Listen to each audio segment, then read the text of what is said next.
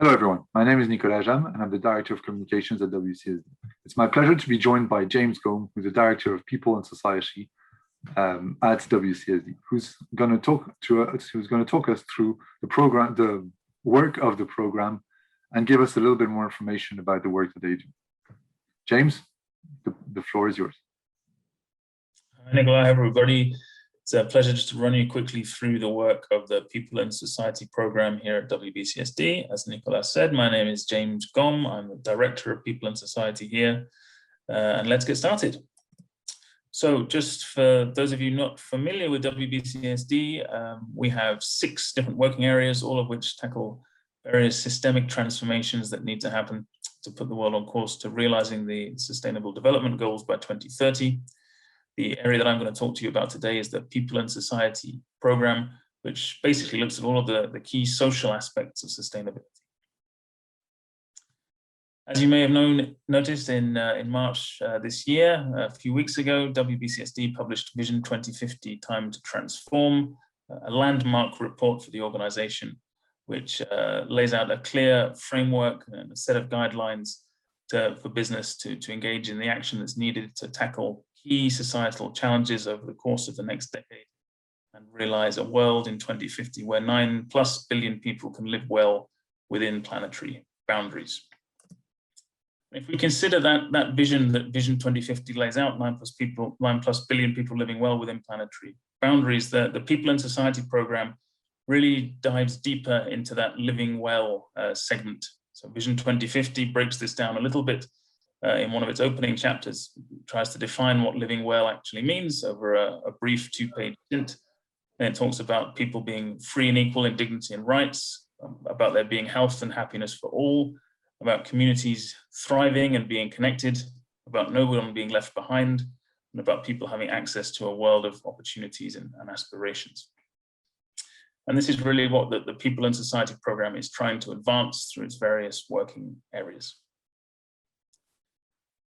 Structurally, we break up our work into 3 key buckets of activity. All of these buckets really aiming to do the same thing, putting some meat on the bones of that argument around how people should be living well, and then creating insights and solutions that help to future-proof businesses by ensuring that their products, services, processes, and conduct remain in tune with the needs, rights, goals, and aspirations of people and society. So we split our work up into these 3 buckets, as you can see on the slide here, of tackling inequality. And in that work, we explore and articulate the multifaceted role and responsibility of business in addressing inequality as one of the key challenges we're facing as a global society. On health and well-being, and this area is a new area of focus for us, which I'll talk a little bit more about in a second.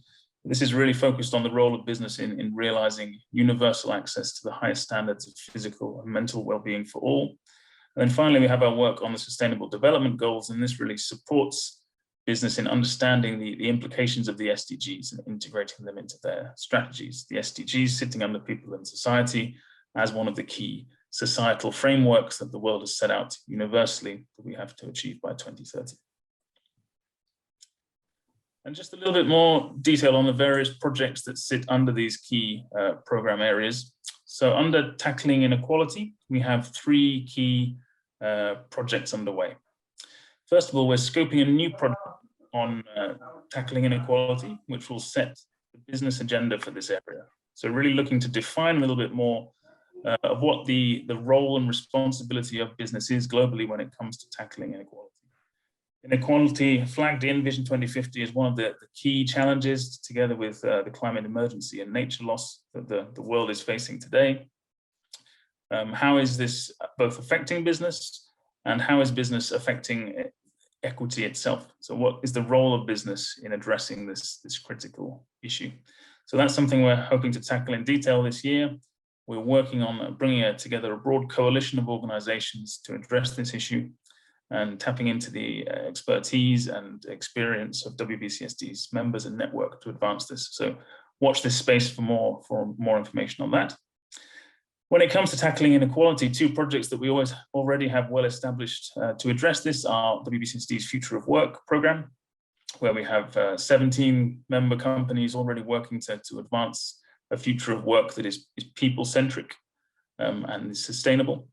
and our project on business and human rights, which supports our member companies in operationalizing UN guiding principles on business and human rights, taking on a new significance in the last year or so as WBCSD has embraced as part of its member conditions a respect for human rights in alignment with the UN guiding principles.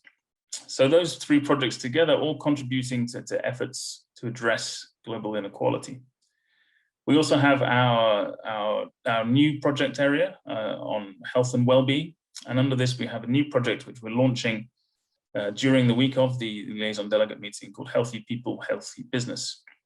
And this project really is looking to fundamentally shift perceptions of the boundaries of the healthcare system and make the case that all businesses, no matter what sector they're in, have a key role to play in promoting health and well-being, either through their products, through their interactions with customers or employees or value chains. And this is an exciting piece of work. We already have 16 member companies on board, with more being added every day to advance this area and look at key opportunities for business, key roles and responsibilities for business in advancing health and well-being, whether that's through promoting a culture of health and well-being in the workplace, whether it's through creating resilient and accessible healthcare systems to support universal access to health and well-being at all times, including in emergency situations, or whether it's through looking at consumer behaviors and how business can remove barriers and promote more healthy lifestyles and more healthy behaviors among its customers. And then finally, we have our work on the Sustainable Development Goals. Here we're really looking to support businesses in cutting through some of the complexity that sits under the 169 SDG targets. We make regular updates for members, create a series of different tools for members on how they can integrate the SDGs strategically and follow the key developments that are playing out at the intergovernmental level and at the United Nations.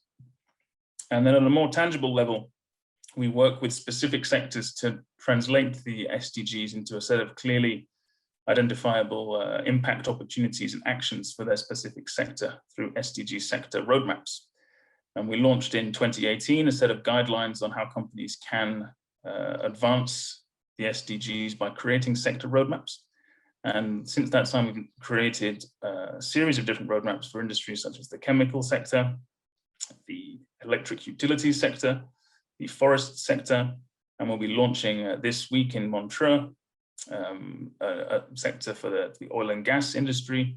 And in a few weeks' time, in May, we'll be launching another one for the tires sector. So very pleased to be working with a range of different industries, looking at how they can maximize their potential to contribute to the SDGs through the tools that WBCSD has developed. So through all of these projects, we're hoping that we contribute significantly to the people living well segment of WBCSD's Vision 2050. Look forward to talking about this more throughout the course of the liaison delegate meeting, and also to following up and answering any questions that you may have after watching this video or just generally after attending any of the sessions. So thank you very much. Thank you very much, James. This is really interesting. And for anyone who has any questions, obviously feel free to reach out to James, to myself, but also don't forget to check the WCSD website, which contains all the information that James has mentioned and more, especially when it comes to releases for the SDG sector roadmaps in the weeks to come. Thank you very much and speak to you soon.